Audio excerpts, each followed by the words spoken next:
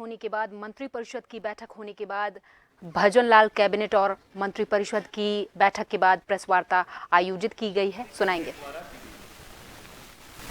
दूसरी, शांति देवी उदयराज गांधी राजकीय महाविद्यालय धोरी समन्ना की स्वीकृति कैबिनेट द्वारा दी गई है। हमारी तीसरी है राजकीय संधू देवी बाल कन्या महाविद्यालय श्री डूंगरगढ़ की स्वीकृति कैबिनेट के द्वारा दी गई है। अन्य आपको हमारे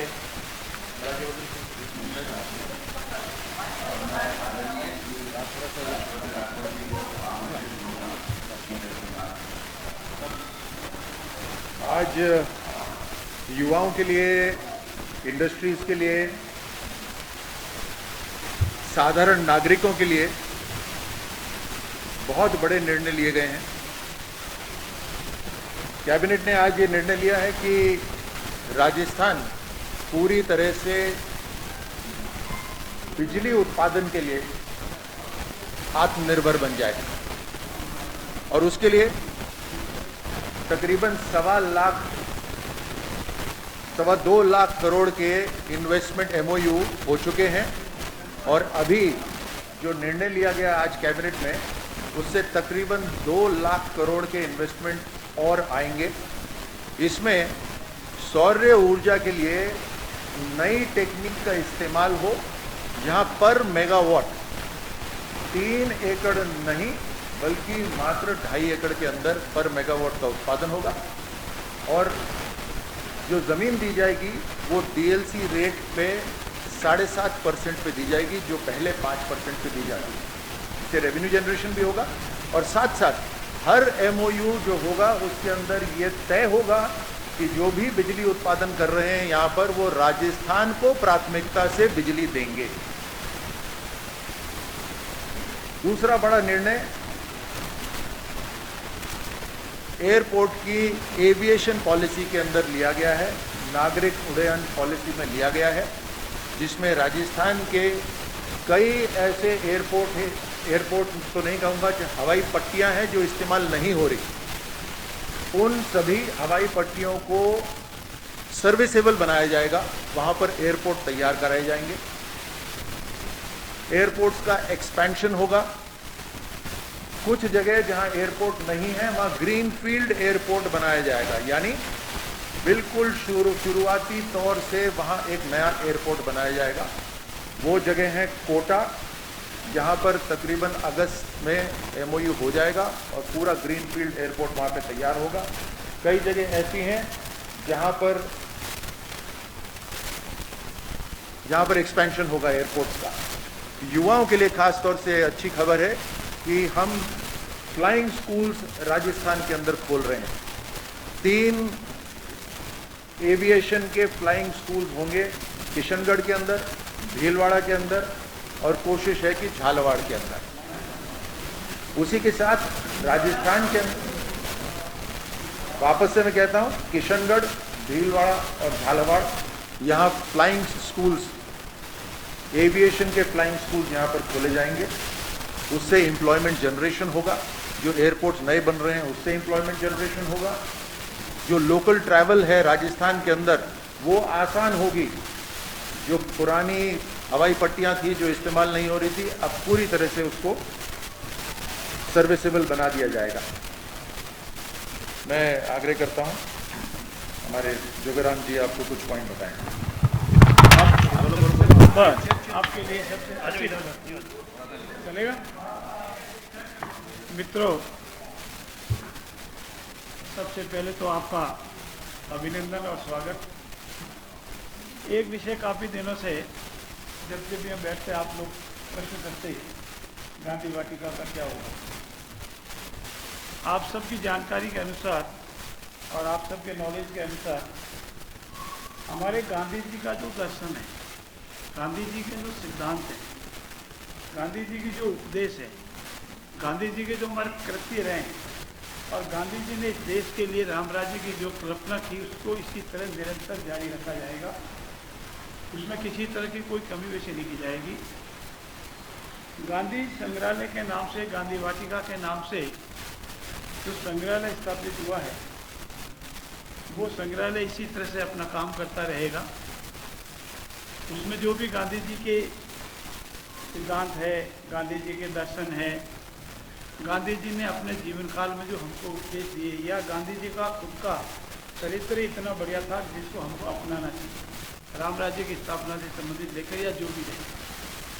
परंतु उसके संबंध में जो गांधी वाटिका न्यास जयपुर अधिनियम 2023 बनाया गया था, हो सकता है उसमें पीछे कुछ उद्देश्य रहे हों।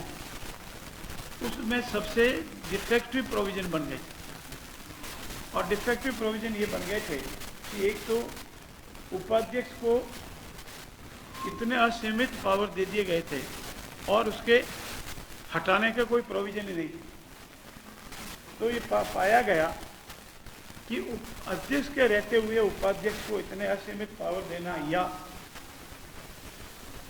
न्यास की जो संपत्ति है उस संपत्ति को मोर्टगेज करना, सेल करना या और किसी तरह से ट्रांसफर करना, ये ठीक नहीं है।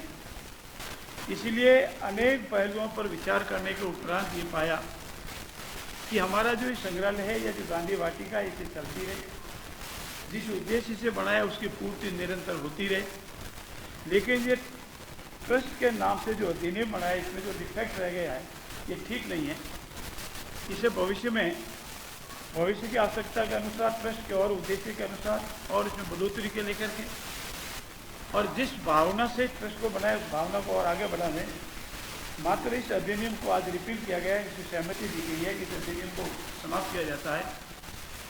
सरकार इस वाटिका को इसी तरह चलाती रहेगी, इस उद्देश्य से बनाया गया वो निरंतर जारी रहेगा। और इसीलिए आज ये गांधी वाटिका न्यास अधिनियम 2023 जो 22 अगस्त 2023 से प्रभाव में आया था, उसे समाप्त करने का मंजूरी आज की कैबिनेट में ली गई है।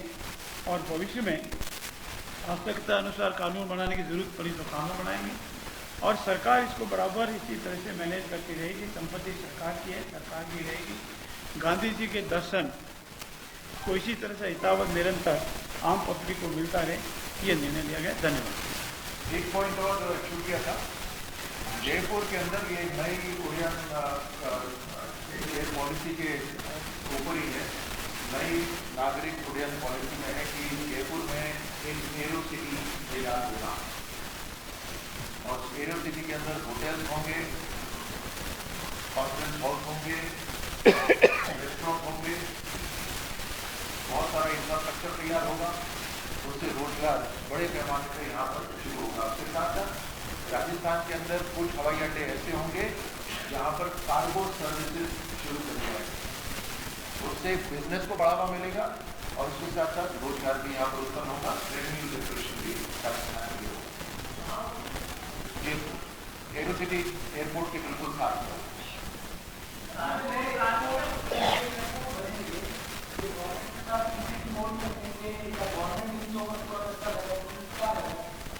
इसके अंदर एविएशन अथॉरिटी ऑफ इंडिया के साथ में एयरपोर्ट अथॉरिटी ऑफ इंडिया के साथ मिलकर इसको काम करेंगे, जिसके अंदर राजस्थान सरकार अपनी तरफ से पूरी निवेश करेगी। एविएशन स्कूल कुछ विशेषज्ञ इंस्टीट्यूशन होते हैं जो एविएशन स्कूल चलाते हैं, उन्हें आमंत्रित करा जाएगा और सरकार की नीति के हिसाब से उनको वो एविएशन स्कूल चलाने की जिम्मेदारी दी जाएगी।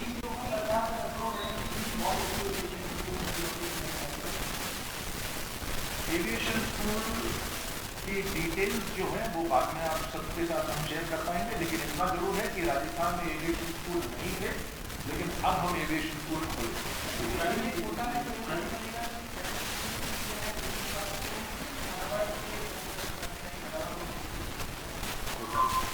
जगह का जो अभी मैं आपको जानकारी नहीं दे सकता, लेकिन ग्रीनफील्ड एयरपोर्ट है, यानी कोई पुरानी जो पट्टी है उससे नहीं, बिल्कुल नए सिरे से एयरपोर्ट शुरू होगा।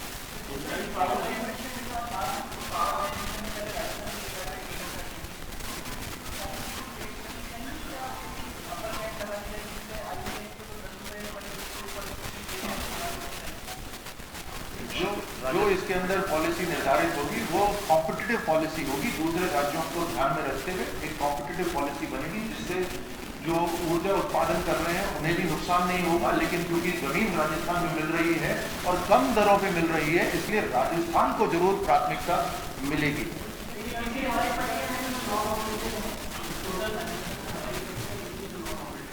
उसका डिटेल आपको एविएशन मिनिस्ट्री के डिपार्टमेंट से मिल जाएगा। ये कई सालों से जयपुर का स्कूल जो है कई सालों से मंदिर की सरकारों में भी उसको शुरू करने की कोशिश की गई, उसको ध्यान नहीं दिया गया। हाँ, जो सरकारें हवा में उड़ती है वो एविएशन स्कूल नहीं बना पाती, जो जमीन पे रहती है वो वाकई में काम करती है।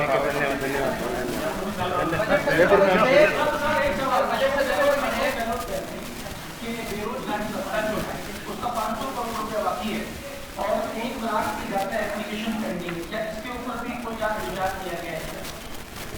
इसके ऊपर आपको मैं निश्चित तौर पर बता सकता हूं कि राजस्थान की सरकार सरकारी नौकरियों के अंदर भी बढ़ोतरी दे रही है, उनको ज्वाइनिंग की एप्लीकेशन दे रही है। साथ साथ हम इंडस्ट्री को इस तरह से खोल रहे हैं कि चाहे सेल्फ एम्प्लॉयमेंट हो, चाहे प्राइवेट एम्प्लॉयमेंट हो, चाहे गवर्नमेंट एम्प्लॉयमेंट हो, एम्प्लॉयमेंट जनरेशन हम करेंगे। और नई हम नए सोच विचार से हम ITI, पॉलिटेक्निक को और बेहतर बनाएंगे और जो ये बेरोजगारी भत्ता है उस भत्ते को भी हम जिसको पहुंचाना था वो पहुंचेगा, और उसके साथ साथ आगे इसको और बेहतर तरीके से कैसे इस्तेमाल हो सकता है, क्योंकि स्किल और जॉब्स को जोड़ना बहुत जरूरी है, जो पिछली सरकार में नहीं हो पाया, उसको हम करवाएंगे। हाँ जी, एक अंतिम प्रश्न ऋतुराज जी, यहाँ बोलिए। देखिए, विधानसभा में जो भी कार्य होते हैं हमारी सलाहकार समिति के निर्णय के उपरांत हम बैठ सकते हैं। आज हमारी सलाहकार समिति की बैठक है 5 बजे, और उस सलाहकार समिति की बैठक के उपरांत जो कार्य 3 तारीख को, 4 तारीख को या संभावित जो बजट आने वाला है वो 10 तारीख को, 10 जुलाई को, उसके बाहर ही बता पाएंगे, क्योंकि सलाहकार समिति का निर्णय ही सर्वोपरि होता है, वही निर्णय ले पाती है। और 7 तक संभावना है बजट 10 जुलाई 2024 को राजस्थान की विधानसभा में आने वाला है। धन्यवाद।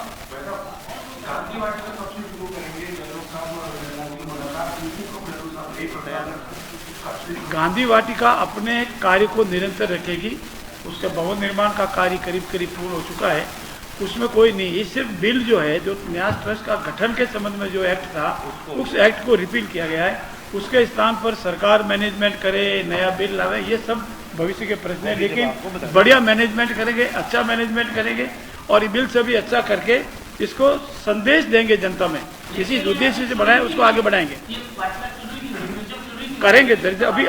अभी तो कंस्ट्रक्शन कंप्लीट हुआ है, अब इसको शुरू करेंगे। जो भी इसका निर्णय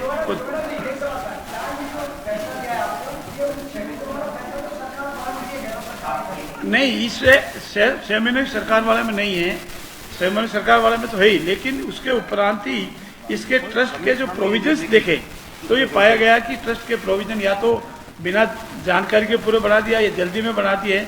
ऐसे असीमित अधिकार किसी को नहीं जा सके, और सरकारी संपत्ति बेचने का किसी एक व्यक्ति को अधिकार नहीं दिया सकता। सरकारी संपत्ति नियमानुसार बेच जाएंगे। धन्यवाद। चलो चाय नाश्ता करो भाई।